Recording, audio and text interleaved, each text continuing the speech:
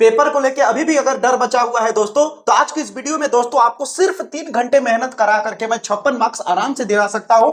हर जगह मैं ट्रिक बताऊंगा, ट्रिक के दम पे आपको पूरी चीजें तैयार करा दूंगा दोस्तों। यहां तक कि मैं लिखने का तरीका भी बताऊंगा, किस तरह से ट्रिक अप्लाई करना है वो भी बताऊंगा दोस्तों। चाहे आपका पत्र लेखन हो, निबंध हो, काव्य खंड हो, साहित्य परिचय ट्रिक से कैसे तैयार करें, हिंदी के गद्यांश को कैसे तैयार किया जाता है, जिसमें दोस्तों 10 मार्क्स पूरा का पूरा आपको मिल जाए, कहीं भी आधा मार्क्स भी ना कटे। बहुत ही प्रॉपर प्लानिंग बताऊंगा दोस्तों। व्याकरण में 16 मार्क्स की तैयारी एक ही झटके में, यानी आप 1 से 1.5 घंटे के अंदर आप तैयार कर सकते हो दोस्तों। यानी जो सबसे ज्यादा समय लगना है वो आपका व्याकरण में लगेगा और थोड़ा बहुत आपका हिंदी साहित्य में। बाकी तो ये अभी हमको तो लगता है कि वीडियो देखते देखते ही आपको तैयार हो जाएगा। समझ आ रही मेरी बात है दोस्तों? यानी आप इतने को पूरा ऐड करते हो अगर मार्क्स, तो आपका 56 नंबर तैयार हो जाता है। सिर्फ 3 घंटा मेहनत करके, 3 घंटा ट्रिक को अप्लाई करके, 3 घंटा अच्छे से समझ करके आप इस पूरी चीजों को तैयार कर सकते हो। 56 मार्क्स आपका कहीं नहीं गया है दोस्तों, गारंटी के साथ आपको मिलेगा। इसके बाद आपका क्या बच जाता है हिंदी में, ध्यान से समझिएगा दोस्तों। आपका एमसीक्यू यानी बहुविकल्पीय प्रश्न बच जाता है। संस्कृत का हिंदी अनुवाद करने वाला गद्यांश और पद्यांश का बच जाता है, जो कि यहां से 14 नंबर का मिलता है।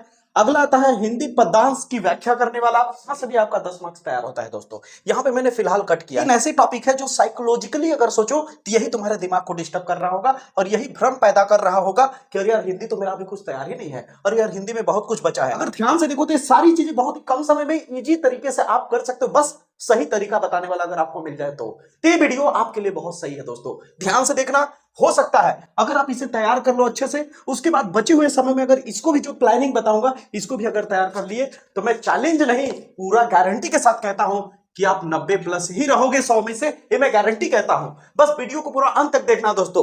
आपको लिखने का तरीका, कैसे लिखना है, सब कुछ बताऊंगा। कौन पत्र आ सकता है, सब कुछ, यानी कह लीजिए ये वीडियो आपका फुल पैकेज है दोस्तों। इस वीडियो के बाद आपको भटकने की जरूरत नहीं पड़ेगी। सब कुछ बताऊंगा, गद्य में क्या तैयार करना है, पद में क्या तैयार करना है, निबंध क्या तैयार करना है, पत्र लेखन क्या है, सब कुछ मतलब सब कुछ। तो बिना देर के आइए शुरुआत करते हैं। अब जैसे बता रहा हूं दोस्तों, ध्यान से देखना, कोई भी धुरंधर आ जाए दोस्तों आपका लेटर में यानी पत्र लेखन में मार्क्स नहीं काट सकता दोस्तों। बस ध्यान से देखना जो ट्रिक बता रहा हूं दोस्तों। सबसे पहले हम जानेंगे कि किस जगह पे सेम रखना है लेटर में यानी पत्र लेखन में, और किस जगह पे चेंजेस करना होता है। तो सबसे पहले आप देख सकते हो सेवा में ये कभी नहीं बदलेगा, आपका सेवा में ये कभी नहीं बदलेगा। अब आपका पत्र किस पे पूछा गया है, बोर्ड एग्जाम में जो पत्र पूछा जाता है वो 4 जगह से पूछा जा सकता है। या तो स्कूल से रिलेटेड आपको पूछेगा प्रधानाचार्य के लिए, ठीक है, किसी समस्या को लेकर के, या नगर में या मोहल्ले में कोई प्रॉब्लम आ गई है, सड़क खराब हो गया है, पानी नहीं आ रहा है, या बिजली की बार बार कटौती हो रही है, उसके ऊपर तो क्या करना है। बैंक के प्रबंधक को लिखा जा सकता है, ठीक ना, लोन लेने के लिए, उधार लेने के लिए, या फिर चुनाव में जो गड़बड़ी हो जाती है मतदान यानी वोटिंग करते दौरान, उसके लिए जो पत्र लिखना होता है। इतने के बाहर से आपका आ ही नहीं सकता, मैं गारंटी के साथ कहता हूं। अरे मेरे भाई जैसे बता रहा हूं समझ लेना, कोई धुरंधर आ जाए ना तो भी आपका मार्क्स नहीं काट पाएगा, मैं गारंटी के साथ कहता हूं। क्योंकि मार्क्स काटने के लिए कुछ गलत चाहिए, गलत होगा ही नहीं ना। एक एक पॉइंट बताऊंगा लेकिन ट्रिक से बताऊंगा, ध्यान से समझना। सबसे पहले तुम्हें क्या करना होगा, 6 मार्क्स पक्का करने के लिए तुम्हें क्या करना होगा। सबसे पहले देखो यहाँ पे सेवा में ये तो सेम लिखोगे। अगर मान लो जैसे उदाहरण के तौर पर मैंने खेल के समान की व्यवस्था हेतु मैं प्रधानाचार्य को यानी प्रधानाध्यापक को मैं क्या लिखना चाहता हूँ, एक पत्र। जैसे मान लो मैं स्कूल में हूँ, मैं अपने क्लास का, जैसे क्लास मॉनिटर होता है ना, तो उसी तरह खेल को लेकर के उसको हेड बनाया जाता है किसी लड़के को या लड़की को, ठीक ना। वो स्कूल की समस्या को जाकर के बताता है प्रधानाध्यापक को, ठीक है।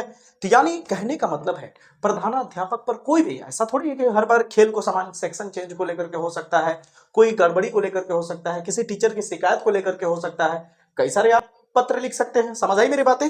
तो यहां पे ध्यान से समझना, जब भी स्कूल से रिलेटेड कोई भी पत्र पूछे, उसका सब्जेक्ट चाहे कोई भी हो, यहां पे प्रधानाचार्य जरूर लिखना, फिर स्कूल का नाम लिख देना, ठीक है, अपने स्कूल का नाम लिख देना। इतना लिखते ही 1 मार्क्स के तुम राजा हो जाओगे, 1 मार्क्स तुरंत तैयार तुम्हारा। उसके बाद विषय डालोगे, विषय डालने के बाद यहां पे जो मैंने लिखा है वो जो तुम्हारा, मान लो जैसे यहाँ पे आप देखो 2-3 मैं यहाँ पे पत्र दिखा रहा हूं, दिख रहा है आपके सामने। तो ये जो पत्र लिखा हुआ है कि किस पे पत्र लिखना है, क्या समस्या पे पत्र लिखना, वही समस्या को छोटे शब्दों में यहाँ पे लिख देना। जैसे एग्जाम्पल के तौर पे मैं समझाता हूँ। जैसे मान लो मेरे नगर में, मेरे मोहल्ले में क्या है, सड़क की हालत दुर्दशा है, सड़क एकदम बेहाल है, टूटी फूटी सड़कें हैं, जिसकी वजह से क्या हो रहा है, बहुत ज्यादा प्रॉब्लम, बहुत ज्यादा दिक्कत हो रहा है। तो मैं यहाँ पे क्या पूरा लिखूंगा, नहीं ना, यहाँ पे क्या लिखूंगा विषय में, सड़क की समस्या हेतु, यही लिखूंगा ना, सड़क की समस्या हेतु। बात समझ में आ रही है? तो छोटे शब्दों में विषय लिखोगे, बस इतना हो गया। इतना लिखते ही तुम्हारा मस्त दिखना शुरू हो जाएगा। हेडिंग एकदम प्रॉपर डालोगे, फिर उसके बाद ये नहीं बदलेगा, ठीक ना, महोदय नहीं बदलेगा, महोदय नहीं बदलेगा। जैसे मान लो ये बच्चा अपने अध्यापक को क्या बोल रहा है, खेल कूद के सामान को लेकर के, मान लो सपोज दैट कुछ भी हो सकता है वहां पे। ये जो पूरा है ना दोस्तों, यही तो तुम खेलते हो अपने दिमाग से, ये अपने शब्दों में लिखा जाता है, ये कभी भी रटी नहीं जाती है। जैसे एग्जांपल के तौर पे तुम अगर मेरी बात को ध्यान से सुन रहे होगे तो सोचो, ये मैं तुम्हें खुद बोलता हूं, मान लो तुम्हारे मोहल्ले में बिजली बार बार कट जा रही है, तो क्या इसके लिए जाके रटने जाओगे, या अपने से ही प्रॉब्लम लिख लोगे यहाँ पे कि बिजली कट जाने की वजह से हमारे बहुत सारे काम रुक जा रहे हैं, बहुत सारी चीजों में समस्या आ रही है, समझ आ रही, पानी की दिक्कत हो रही है, हर एक चीज समझ आ रही मेरी बातें। तो ये चीजें अपने से बना के लिख सकते हो ही नहीं। चलो एक और देता हूं, मान लो सपोज दैट कोई टीचर तुम्हारे क्लासरूम में समय से नहीं आ रहा है और अच्छा नहीं पढ़ा रहा है, तो इसको अब रटने जाओगे, मैं क्या लिखूंगा यहाँ पे, वो समस्या ही तो लिखना है ना, लिख पाओगे कि नहीं। जैसे यहाँ पे देखो लड़का क्या लिखा है, मैं कक्षा 12 ब का छात्र हूं सर, और मैं विद्यालय का खेल सचिव हूं। सचिव का मतलब समझते हो, हेड होता है एक तरह का, जैसे मान लो क्लास मॉनिटर होता है ना, उसी तरह का, ठीक ना। खेल का सचिव हूं को वो लड़का बोल रहा है। फिर कह रहा है हमारे विद्यालय में सभी खेलों की व्यवस्था अच्छी है। खेल की व्यवस्था तो बहुत बढ़िया है, लेकिन खेल का सामान नहीं है, खेल का सामान गुल है, खेल का सामान ही नहीं है, सिर्फ खेल के सामान में बहुत कमी है। वो किसको इत्तला कर रहा है, प्रधानाचार्य को, ताकि वो एक्शन ले। समझ आ रही मेरी बात है, इस तरह से लिखते जाएगा। अब यहाँ पे एक आध दो ठो घुसेड़ देना कोई सामान, जैसे मान लो एग्जांपल के तौर पे जैसे मान लो लड़कियों को बहुत ज्यादा पसंद होता है टेनिस, ठीक है, तो यहाँ पे लिखेगा कि यहाँ पे टेनिस का भी सामान नहीं है, जो कि महिलाओं को या लड़कियों को बहुत ज्यादा ही पसंद है। समझ आ रही मेरी बातें, इस तरह से वो बना के कुछ भी लिखेगा। कम से कम यहाँ पे क्या करना है, इतना आपको आधा पैराग्राफ कम से कम लिखना है, यानी 5 से 6 लाइन। कितना, 5 से 6 लाइन, क्योंकि बहुत ज्यादा वर्ड लिखना भी नहीं होता है, ठीक ना। आप कम से कम इसे 6 नंबर का है तो ज्यादा से ज्यादा जाहिर सी बात है 80 वर्ड लिखने की कोशिश करेंगे, 80 से 100 वर्ड में निपटाएंगे, ठीक ना। अब यहाँ तक जैसे ही कर लोगे, अपनी प्रॉब्लम बता दिए, प्रॉब्लम बताने के बाद क्या करोगे, उसको बोल दो सही कर देना प्रॉब्लम मेरा, ऐसे बोलोगे, या फिर उसको धन्यवाद करोगे, धन्यवाद करोगे ना, तो धन्यवाद सहित किस तारीख को लिखे थे वो लिखोगे, आपका आज्ञाकारी शिष्य, ठीक है, ये लिखोगे अगर प्रधानाध्यापक को लिख रहे हैं, और यहाँ पे अपना नाम लिख देना। अब आती है बारी कि अगर मान लीजिए हमें अपने गली मोहल्ले की समस्या को लिखना है, क्या लिखोगे भाई, गली मोहल्ले की समस्या कौन देखेगा, तुम्हारा मुख्य नगर अधिकारी देखेगा, तो सब कुछ सेम रहेगा, ये सेम रहेगा, यहाँ बस मुख्य नगर अधिकारी डाल दोगे, यहाँ पे स्कूल के नाम की जगह पे नगर निगम डाल दोगे। समझे मेरी बातें, सब्जेक्ट तो लिखना बता ही दिया, प्रॉब्लम क्या लिखना बता ही दिया, बाकी सेम। अब बताओ लेटर मजा आ रहा है कि नहीं।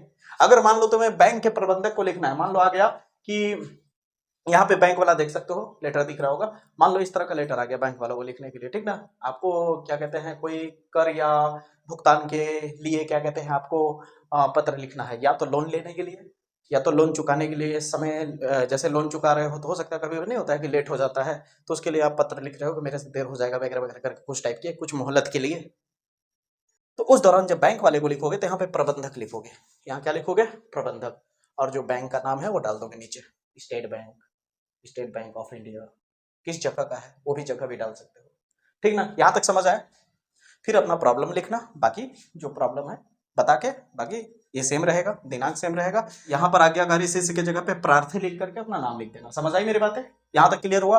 अगर आपको बैंक से रिलेटेड हो गया, इससे रिलेटेड हो गया, ये सब चीजें आप कर ही लोगे, कोई दिक्कत। पत्र क्लियर हुआ लेना, यहाँ पे देखो टिक लगा हुआ दिख रहा होगा, ठीक ना, इसको तैयार कर लेना। वैसे तो जो ट्रिक बताया हो ना, अब तो तुम्हें तैयार करने की जरूरत ही नहीं है, कुछ भी आए एकदम खुला मैदान है, आ जाओ आ जाओ, पत्र एकदम समझ आए।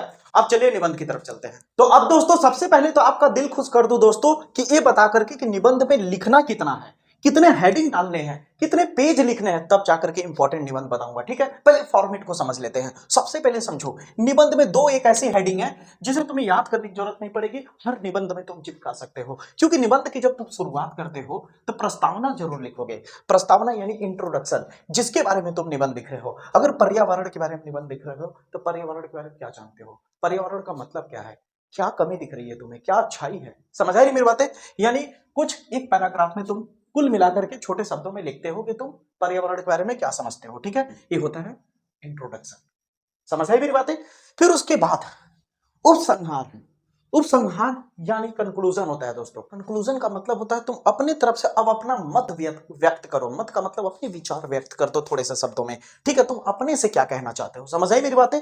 ये दो हेडिंग हर में रहेगा सेम, समझ आया मेरी बातें। चाहे आतंकवाद पे है, आतंकवाद की समस्या पे अगर लिखना हो तो पहले तो 2-4 लाइन 5 लाइन 6 लाइन अपने शब्दों में कुछ लिख दो कि आतंकवाद के बारे में तुम पहले जानते क्या हो, जिस पे तुम ज्ञान देना चाहते हो उसके बारे में कुछ तो जानते होगे, पहले वो लिखो, ठीक है। फिर उसके बाद स्टेप बाय स्टेप हेडिंग को बांटो। अब हेडिंग क्या तुम रटोगे, नहीं। अगर तुम्हें डर भी लग रहा है, हेडिंग बनाने नहीं आ रहा है, तो कम से कम आतंकवाद, पर्यावरण, मेरा प्रिय खेल और भ्रष्टाचार, ये 4 टॉपिक पे, ये 4 टॉपिक पे कम से कम 3-3 हेडिंग याद रख लो। कितना, 3-3 हेडिंग, 1 2 3 शुरू का, और 5वां अपने मन से बना देना, 5वां अपने मन से बना देना। तुम्हें सबसे बड़ी बात पता क्या है कि तुम्हें खुद ही नहीं पता होगा कि हमें कितना पेज लिखना है, या पता है तो फॉर्मेट नहीं पता होगा कि किस तरह लिखना है। तो मैं बता रहा हूं ना, ध्यान से समझना। पेज तुम्हें 3 भरने हैं। कितने पेज भरने हैं, 3 पेज, क्योंकि निबंध तुम्हारा 9 मार्क्स का है। 9 मार्क्स यानी 1 page 2 page 3 page, 1 page 2 page 3 page. पहले पेज में 3 मार्क्स, दूसरे पेज में 3 मार्क्स, तीसरे पेज में 3 मार्क्स। समझ आई मेरी बातें। अब ये 3-3 मार्क्स करके तुम्हें डिस्ट्रीब्यूट किए गए हैं 3 पेज में, ठीक है। समझ आई मेरी बातें। अब 3 पेज को अगर देखो तो 100 से 150 वर्ड पहुंच जाता है। समझ आई मेरी बातें, 100 से 150 वर्ड पहुंच जाता है, इससे ज्यादा नहीं लिखा जाता है, ठीक है दोस्तों, याद रखना। ठीक है दोस्तों, यहां तक समझ आ रही मेरी बातें। अब तुम्हें हेडिंग कैसे डालना है बता दिया, 2 हेडिंग का मतलब क्या है, करना कैसे, ये क्लियर हो गया। अब आती है 4 जो हेडिंग और डालने हैं, उसको कैसे डालोगे, ध्यान से समझो। या तो तुम जिस टॉपिक पे लिख रहे हो उसी टॉपिक का कोई एकदम कीमती वर्ड, कीमती मतलब जो हाईलाइटेड वर्ड है, कोई इसमें से कोई वर्ड उठा लो, उसको हेडिंग बना दो। अब उसी वर्ड पे घुमा फिरा के कचर कचर कचर कचर कचर एकदम लिखते जाओ। समझ आई मेरी बातें। हाँ, ये रहे कि एक हेडिंग जो लिखो उसमें बहुत ज्यादा छीछा लेदर मत कर देना। ज्यादा से ज्यादा लिखना तो 1 line 2 line 3 line 4 line 5 line या 5.5 लाइन। समझ आई मेरी बातें। यानी कुल मिला के एक पेज में 2 हेडिंग तुम्हारा कवर कर दे। एक जो पेज है 2 हेडिंग से पूरा पेज भर जाना चाहिए। समझ आया। तो ये हो गया 1 पेज, ये हो गया 2 पेज, ये हो गया 3 पेज। तुम्हें मिल गया 9 नंबर। दम है कोई में, अगर दम है किसी में तो काट के दिखा दे। 1 नंबर तुम्हारा नहीं कटेगा। बस राइटिंग अच्छा लिखो, हेडिंग अच्छा लिखो, और जिस फॉर्मेट में बोल रहा हूं वो फॉर्मेट लिखो। पहला हेडिंग दूसरा हेडिंग कम से कम सही रखना, और उपसंहार सही रखना। बीच में थोड़ा बहुत गलतियां भी रहेंगी तो चलेगा, क्योंकि एग्जामिनर पूरी तरह से एक एक वर्ड नहीं पढ़ेगा। समझ आई मेरी बातें। आप भी एग्जामिनर रहोगे तो आपको भी चिंता रहेगा कि जल्दी चेक करे कॉपी। समझ आया। अगर जितना उसे सुविधा दोगे, जितना आसान हेडिंग बना करके दोगे, उतना ही जल्दी चेक करेगा। एग्जामिनर को जितनी ज्यादा सुविधा होती है कॉपी चेक करने में, बात आपको पता नहीं होगा शायद, कि एग्जामिनर जितना जल्दी आपकी कॉपी को हैंडल करेगा, जितना जल्दी आपका कॉपी चेक करेगा। जल्दी कॉपी चेक करने का मतलब क्या होता है कि आप इतना सजा के लिख दो, बढ़िया से लिख दो, और सजा के लिखने के चक्कर में नहीं कि इतना सजाते रह जाए कि पूरी उसकी दीपावली बना दे और 3 घंटा सजाने में निकल जाए। अरे गुरु, गलत हो जाएगा। समझ आया। तो अभी बात तो आपको समझ आएगा निबंध कैसे लिखना है, कौन कौन से निबंध तैयार करने हैं। यहां तक क्लियर हुआ दोस्तों, मजा आया, फोड़ के आओगे। ठीक है दोस्तों, ये वीडियो बहुत कीमती है दोस्तों, वीडियो बिल्कुल भगा के मत देखना। मजा आ रहा होगा तो वीडियो को लाइक करते जाना और कमेंट करके बताओ कि यहां तक वीडियो कैसा लगा। आगे बढ़ते हैं दोस्तों, बिना देर के आइए खंड काव्य को समझ लेते हैं। खंड काव्य का चरित्र चित्रण आता है दोस्तों आपका 5 नंबर का। समझ आई मेरी बातें। मैं यहां पे आपको इंडिकेट कर रहा हूं आलोक वृत्त का, ठीक है। आपका जो होगा उसको आप तैयार करिएगा, लेकिन फॉर्मेट सेम रहेगा। फॉर्मेट समझिए कैसे मैं बता रहा हूं, ठीक है। सबसे पहले तो आप समझ लीजिए कि चरित्र चित्रण जो लिखेंगे आपका वो ज्यादा 5 नंबर का है, तो जाहिर सी बात आप कोशिश करिएगा 80 वर्ड ज्यादा से ज्यादा लिखिए। कितना, 80 से 100 वर्ड में निपटा दीजिएगा, ठीक है। अब ध्यान से समझिएगा, यहां पे आपका क्या है कि जैसे आलोक वृत्त है, आलोक वृत्त किसके बारे में, गांधी जी के बारे में। चरित्र चित्रण, चरित्र चित्रण यानी उनके बारे में, उनके चरित्र के बारे में, उनका चरित्र कैसा था वही चीज लिखा गया है यहाँ पे। और उनके जो जीवन में बहुत सारे मेन मेन पॉइंट्स हैं, उनके चारित्रिक विशेषताओं के बारे में, वही चीज उठा करके यहाँ पे चिपकाया गया है। समझ आई मेरी बातें। तो आप जिसका भी चीज लिखोगे उसका पहले हेडिंग लगा लेना, ठीक है ना, प्रॉपर तरीके से कम 7-8 हेडिंग होने चाहिए चित्र लिख रहे हो तो। और वो हेडिंग जो होगा, ये बात सबसे खास बात है जो आपको नहीं बताया जाता है, कि हेडिंग में बहुत लंबा नहीं लिखना। हाईएस्ट जाए तो 3.5 लाइन, 3 लाइन या 3.5 लाइन, 3 लाइन या 3.5 लाइन। समझ आई मेरी बातें। या ज्यादा से ज्यादा जाए तो 4 लाइन। समझ आई मेरी बातें। 4 लाइन में हर हेडिंग को पूरा करने का है। समझ आया। तो 1 से 1.5 पेज में आपका क्या हो जाएगा, चरित्र चित्रण कंप्लीट हो जाएगा। समझ आई मेरी बातें। और आपको 5 मार्क्स तुरंत मिल जाएगा। समझ आई मेरी बातें, यहां तक क्लियर हुआ इस तरह से। और अगर आप आलोक वृत्त का ही आप तैयार करते हो तो आप इस तरह हेडिंग पे जवाब देना दोस्तों। समझ आया कि प्रारंभिक जीवन उनकी किस तरह से दुर्बलता से बीती, चाहे जैसे भी, उसके बारे में, वो किस तरह के देश प्रेमी थे। समझ रहे हो, इतना ज्यादा देश प्रेमी थे कि अपना तन मन धन सब देश के लिए उन्होंने क्या कर दिया, समर्पित कर दिया, न्यौछावर कर दिया। इस तरह से बना करके आपको लिखना है। ऐसा थोड़ी है कि उसे रट करके लिखोगे। उसकी भावनाओं को समझो, फिर उसके बाद अपने शब्दों में लिखो, अपनी भाषा शैली में लिखो। समझ आई मेरी बातें? उस पर और बेहतर मार्क्स मिलता है जब तुम अपनी भाषा शैली में सही तरीके से लिखते हो। प्रेजेंट करने का सही तरीका होना चाहिए, फिर उसके बाद अपना विचार व्यक्त करो। समझ आई मेरी बातें? उनके बारे में जो भी तुम लिखना चाहते हो। सत्य और अहिंसा के उपासक थे, ठीक है। वो हमेशा किसकी बात करते थे? अहिंसा की बात करते थे। समझ आई मेरी बातें? वो सत्य की बात करते थे, वो हमेशा अहिंसा के मार्ग पे चलने की बात करते थे। समझ आई मेरी बातें? यहां तक क्लियर हो रहा है? ये बात तो आपने कहानी सुना होगा, एक गाल पे लगे तो दूसरा गाल दे दो। समझ आया? तो इस तरह से वो जनतंत्र पे आस्था रखने वाले व्यक्ति थे, ठीक ना। राष्ट्रीय एकता के उपासक थे। वो राष्ट्रीय एकता यानी राष्ट्र में एकता रहे, चाहे वो जाति धर्म मजहब चाहे किसी भी तरह का हो, लेकिन सब एक रहे, एक होकर के रहे। इनका वो मत था, चाहे हिंदू हो, मुस्लिम हो, सिख हो, ईसाई हो, कोई भी। समझ आए मेरी बातें? इस तरह से आप बना के लिखना, हेडिंग यही ध्यान रखना। फिर स्वदेशी वस्तु एवं खादी के महत्व, वो खादी को बहुत ज्यादा महत्व देते थे, और उनके इर्द गिर्द रहने वाले जो नेता परेता थे उन्हें भी वही चीज सलाह देते थे कि आप ज्यादातर स्वदेशी वस्तुओं का इस्तेमाल करें। और वो अपने ही अगल बगल के नेताओं को नहीं, यहाँ तक कि पूरे देश को ही यही संदेश देते हैं, क्यों, किस चीज का इस्तेमाल करें? ज्यादा से ज्यादा स्वदेशी वस्तुओं का इस्तेमाल करें। समझ आया? तब जाकर के हमारा देश और ज्यादा मजबूत होगा। क्लियर हो रहा है? वो सत्याग्रह ही थे, इसी सत्याग्रह के दम पे ही तो अंग्रेजों को खदेड़ दिया, ब्रिटेन भागने पर मजबूर कर दिया। गुरु आधा से ज्यादा जानकारी तो मैंने ऐसा ही दे दिया, हो गया आपका चित्रण। समझ आई मेरी बातें? 5 नंबर कोई रोके ही नहीं सकता, क्योंकि मैं पूरी प्लानिंग बता रहा हूं। समझ आई मेरी बातें? हिंदी के टीचर से मैं मिल चुका हूं दोस्तों, जो बोर्ड एग्जाम में जाके कॉपी चेक करते हैं। उनका कहना यही होता है कि हम लोग जब चेक करते हैं तो सबसे बड़ी चीज क्या होती है कि हम लोग कितना प्रश्न जो पूछा है, जितने मार्क्स का, उतना बंदा लिखा है नहीं, उतना पेज लिखा है नहीं, वो पहले मायने रखता है। अब मान लो एग्जाम्पल के तौर पर तुम बहुत सही लिखे हो, कहीं भी गलती नहीं है, लेकिन वो 5 नंबर का प्रश्न है और तुम आधा पेज में निपटा दिए, तो पूरा नंबर नहीं देगा भाई, वो 2.5 नंबर देगा। मन तो कर रहा है उसका कि मैं बेचारे को पूरा मार्क्स दे दूं, कितना शानदार शब्द का प्रयोग किया है, लेकिन उसकी क्राइटेरिया है कि तुम्हें कितने वर्ड में लिखने होंगे। ये बहुत महत्व रखता है मेरी भाई, कॉपी में लिखना। ये सारी चीजों की जानकारी अगर नहीं होगी तो आप अच्छा तैयारी करके भी अच्छा मार्क्स नहीं ला पाओगे। ये बात दिमाग में रख लो, बात समझ लो। यहां पे नोटिस पॉइंट है कि मैं कहना क्या चाह रहा हूं। ये बात अगर आपको दिमाग में आ गई, चैत चित्रण किस तरह लिखा जाता है, खंड काव्य का पूरी प्रॉपर तरीके से आपको समझ में आ गया, तो आइए अगले क्वेश्चन पे चलते हैं। अब दोस्तों गद्यांश की अगर बात करें दोस्तों, तो गद्यांश में 10 नंबर का आपका गद्यांश पूछा जाता है। हिंदी गद्य से पूछा जाता है। वहां पे 2 पैराग्राफ दिया रहता है, दोनों में से कोई एक करना होता है। इतनी तो किस्मत फूटी नहीं है कि आपका दोनों में से कोई एक ना फंसे। अगर मैं जो बताऊं तो 100% आएगा, इसके लिए चैलेंज लगा सकता हूं। लेकिन मेरी बात को सुनो, गलती कहां करते हैं? 70 से 80% स्टूडेंट को यह लगता है कि मेरा व्याख्या तैयार नहीं है तो पूरा 10 नंबर चला गया। अरे भाई कैसे चला गया 10 नंबर? अरे बटा हुआ है ना, 5 क्वेश्चन है इसमें, 5 में 2 क्वेश्चन कोई काट ही नहीं सकता, 2 क्वेश्चन फिक्स है, संदर्भ व्याख्या आना ही आना है। 3 क्वेश्चन, वो जो पैराग्राफ होता है उसे अगर आप पढ़ लोगे तो 3 क्वेश्चन अपने आप समझ आ जाएगा। समझ आई मेरी बातें? अगर आप चाहते हो कि आधा नंबर भी ना कटे तुम्हारा, सीना ठोक के कहो कि मेरा फुल में फुल आएगा, काट कैसे देगा मार्क्स? सही तरीके से लिखेंगे तो काट कैसे देगा मार्क्स? स्मार्ट प्लानिंग यूज करोगे ना लिखते दौरान, पूरी प्रॉपर उसके टीचर की मानसिकता को पकड़ोगे कि वो मार्क्स कहां काट सकता है, किस जगह काट सकता है, तो गलती करो ही ना। जिस जगह वो मार्क्स काट सकता है तो मार्क्स काटेगा कहां? समझ आई मेरी बातें? तो ध्यान से समझना। अब संदर्भ और व्याख्या तुम ऑटोमेटिक तैयार कर सकते हो, मेरी बात को समझना।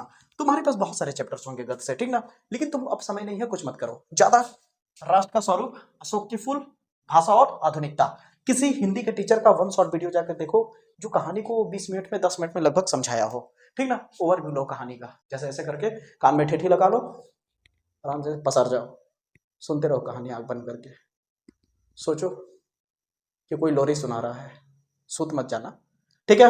ऐसे सुनते रहो, बस उसके बारे में समझो। राष्ट्र के स्वरूप में बातें हो किस चीज की रही है, उससे तुम्हें पता चल जाएगा उसकी व्याख्या। और जब भी ए वाले यहां से पैराग्राफ उठाएगा, तुम्हें तुरंत पता चल जाएगा अरे यार ये वाला तो राष्ट्र के स्वरूप वाला में था ऐसा शब्द, तो उससे तुम्हें संदर्भ पता चल जाएगा। समझ आए? प्रस्तुत गद्यांश हमारी पाठ्य पुस्तक राष्ट्र के स्वरूप से लिया गया है, इसके रचयिता फलाना ढिमका। समझ आई मेरी बातें? उसी तरह इस कहानी को 10-15 मिनट में 1 शॉर्ट वीडियो देख के किसी का इसे तैयार करो, भाषा और आधुनिकता तैयार करो। समझ आए? अगर इतना भी तुम्हारे पास वक्त नहीं है तो इसको काट दो, इन दोनों को तैयार कर लो, तो भी फंस जाएगा। हाँ फंस जाएगा। समझ आई मेरी बातें? तो 2 नंबर यहां से तैयार हो जाएगा, 2 नंबर यहां से तैयार हो जाएगा। और जब इसे तुम तैयार किए रहोगे तो जब इसको पढ़ोगे, और व्याख्या का मतलब होता है बढ़ा चढ़ा के लिखना, जो लिखा है ना उसी को, व्याख्या रटने मत लगना, जो लिखा है उसी को घुमा फिरा के लिखना। नहीं समझे? मैं समझाता हूँ। मान लो एक सपोज दैट लड़का जा रहा है गली से और ध्यान नहीं दिया और नल्ली में जाके गिर गया, तो तुम देखो इसे दो तरीके से बता सकते हो। अगर उसका प्रसंग बताना है तो छोटे शब्दों में बता सकते हो, भैया जानते हैं एक लड़का नल्ले में गिर गया, हो गया प्रसंग। अब देखो इसी को, भैया जानते हैं एक लड़का ना जा रहा था, उधर देख रहा था, अचानक वो नल्ले में गिर गया, पूरा पानी पानी हो गया, तो जब बाहर निकला तो एकदम काला दिखने लगा, ठीक ना, और इधर उधर देखा कोई नहीं है तो तुरंत झाड़ने लगा। मतलब कहने का मतलब क्या है कि बढ़ा चढ़ा करके कुछ लिखना, वो व्याख्या है।